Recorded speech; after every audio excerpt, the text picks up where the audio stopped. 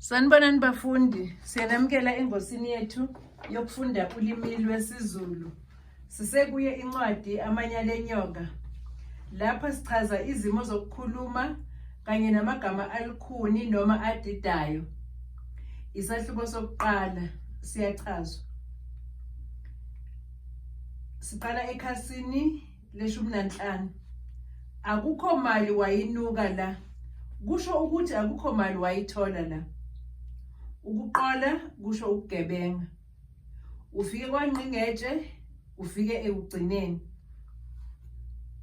Waphulwa ulimi, wakhuluma esakhuluma, okusho ukuthi wamngena emlonyeni. Ingebhe uvalo. Izinswelaboya izigebengu. Ukutakula umuntu kusho ukumkhipha enkingeni. Zawuma emthumeni kusho ukuthi wahluleka nokuthi uzokwenza njani. Ekhasini le-16, ukushaya udaka ukwenza into engekho ezingeni noma ukwenza into engasile. Le ndaba isingima emphinjeni kusho ukuthi isiyangixaka. Umuntu oyinkuxa omkhulu ngomzimba.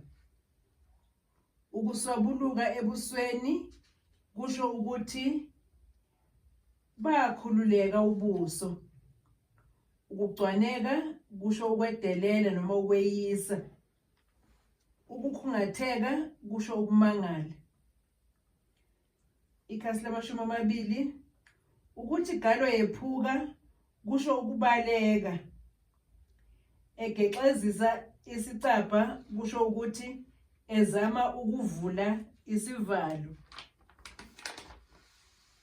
Ukuthi galo yephuka kusho ukubaleka. Egwajaza kusho ukuthi ebhekisa amehlo phansi noma ebalekisa amehlo.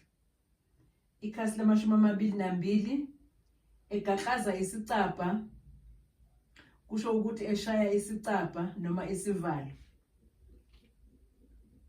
Ukuye kogoqanyawo kusho ukufa. Ukushaqeka ukumangala. Ikhasi la-25, iqiniso zalihlonza. Iqiniso lazihlonza kusho ukuthi laziveza. Kwahlaluka kusho ukuthi kwavela. Zawuma emthumeni akazange akwazi ukuqhubeka. Inkece imali. Ukujokola kusho ukuhamba. Ukukhwabanisa ukudla imali engesiyo eyakho. Ikati labaleka eziko kusho ukuthi yasuka indlala, okuwukuthi bekuhlushekwa manje akusahlushekwa. Ikhasi la-28 kuya kwelama-30. Ukushintsha ukuqalaza kusho ukushintsha ukwenza. Ukungahlonzi kusho ukungafihli. Kule ndaba uPhethu wayengafihli nje ukuthi akazimisele ukushada nomuntu onengane. Indlovu yangena yinkani.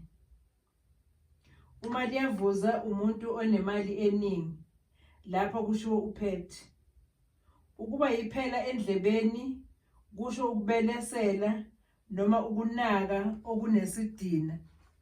Kule ndaba uThiza wayeseyiphela endlebeni efuna imali yakhe kuPhethu owayemkweleta. Engasadla enkobe zamuntu kusho ukuthi engasenasikhathi. uThiza lo oyengasenasikhathi sokukhuluma efuna imali yakhe ngoshova kuPhethu. Uphumalanga Sikothe kusho umuntu omuhle. Lapha kusho intombi kaThiza ayehamba nayo.